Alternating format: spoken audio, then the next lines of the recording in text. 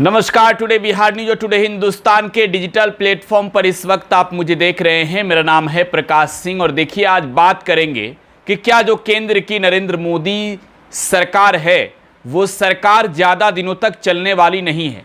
अगस्त के बाद केंद्र की सरकार गिर जाएगी और फिर से देश में चुनाव होगा या फिर अलग अलग दलों के समर्थन से देश में इंडिया अलायंस की सरकार बनेगी। प्रधानमंत्री नरेंद्र मोदी हैं और इस बार नरेंद्र मोदी अपने बदौलत देश में सरकार नहीं बना सके। 400 पार का नारा देने वाले प्रधानमंत्री नरेंद्र मोदी की सियासी कद राजनीति में अगर देखी जाए तो पहले की तुलना में एकदम बौना सी हो गई है। अगर देखा जाए मौजूदा सरकार में तो टीडीपी और जेडीयू के बदौलत नरेंद्र मोदी की नैया पार हो रही है, यानी केंद्र में नरेंद्र मोदी की सरकार चल रही है। अगर इन दलों की राजनीतिक इतिहास उठाकर देखें तो जनता दल यूनाइटेड का राजनीतिक इतिहास ये कहता है कि बिहार में नीतीश कुमार ने जिस तरीके से पाला बदले हैं, नरेंद्र मोदी की टेंशन हर बार बढ़ी है। इस बार बिहार में 10 सीटें विपक्ष ने जीत ली, 9 सीटों पर महागठबंधन यानी कि इंडिया की जीत हुई और 1 सीट निर्दलीय पप्पू यादव जीते।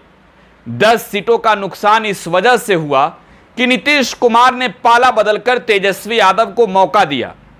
नीतीश कुमार ने तेजस्वी यादव को साबित करने का मौका दिया कि बिहार में अगर वो सरकार में आते हैं तो कितना कुछ काम करेंगे। आने वाले साल 2025 में बिहार में विधानसभा का चुनाव है, साथ ही साथ इस साल 2024 में तो झारखंड में ही चुनाव है और पड़ोसी राज्य झारखंड जब चुनाव के दहलीज पर खड़ा है तो नीतीश कुमार की एक नई तैयारी है। और ये मैं कह सकता हूं कि आने वाले वक्त में भारतीय जनता पार्टी के लिए बड़ी मुसीबत बिहार से ही बनने की शुरुआत होगी और इसके मुखिया होंगे, सूत्रधार होंगे नीतीश कुमार। वो नीतीश कुमार जो सूत्रधार हुए इंडिया अलायंस के, वो नीतीश कुमार जिन्होंने देश के तमाम विपक्षी नेताओं को एकजुट किया। अब जब झारखंड में चुनाव लड़ने की बारी है तो नीतीश कुमार की मुलाकात, राजनीतिक मुलाकात पटना में सरयू राय से हो गई है। सरयू राय के बारे में आप जानते हैं, सरयू राय बीजेपी के घोर विरोधी हैं।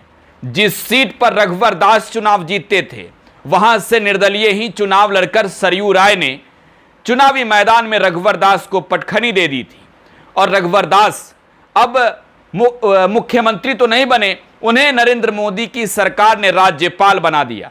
खैर, इन सब से इतर अब देखी जाए तो केंद्र की सरकार नरेंद्र मोदी की है और किंग मेकर की भूमिका में चंद्रबाबू नायडू हैं और बिहार से अगर बात की जाए तो नीतीश कुमार हैं।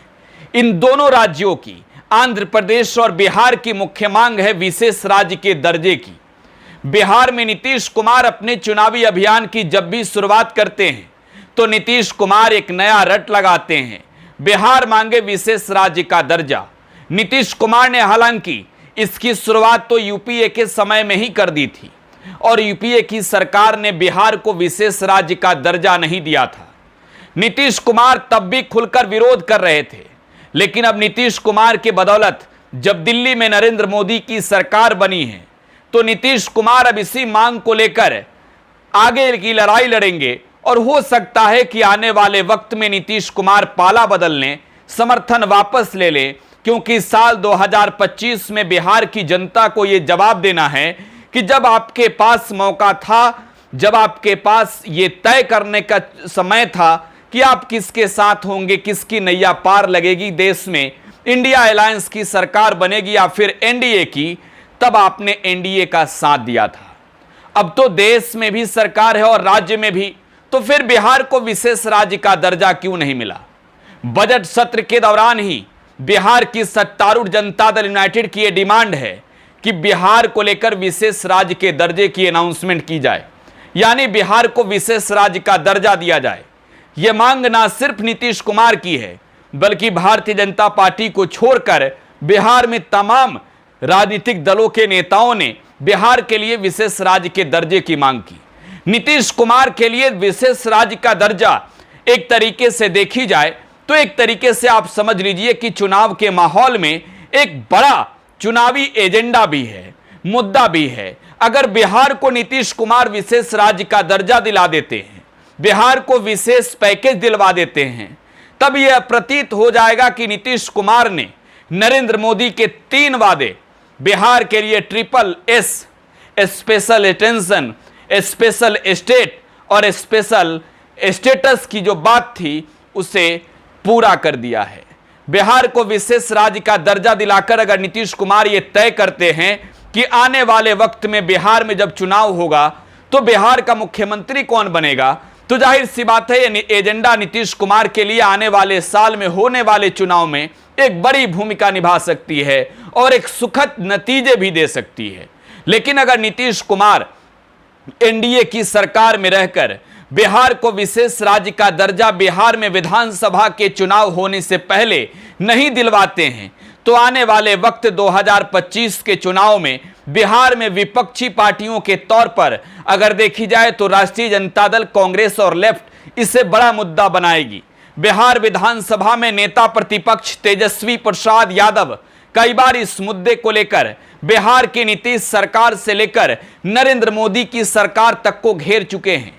तेजस्वी यादव अपने बयानों में यह साफ कहते देखे गए हैं कि अब तो केंद्र में भी सरकार है और बिहार में भी सरकार है।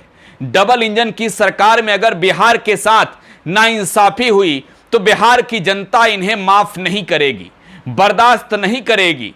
किंग मेकर बनने का मौका जब नीतीश कुमार को है तो नीतीश कुमार यह तय कर लें कि आखिरकार उनके समर्थन से कौन सी सरकार कितने दिनों तक चलेगी।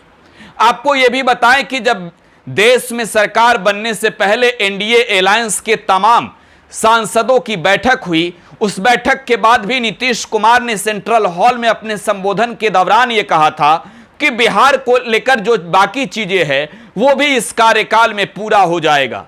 यानी बिहार को विशेष राज्य का दर्जा मिल जाएगा, बिहार को विशेष पैकेज मिल जाएगा।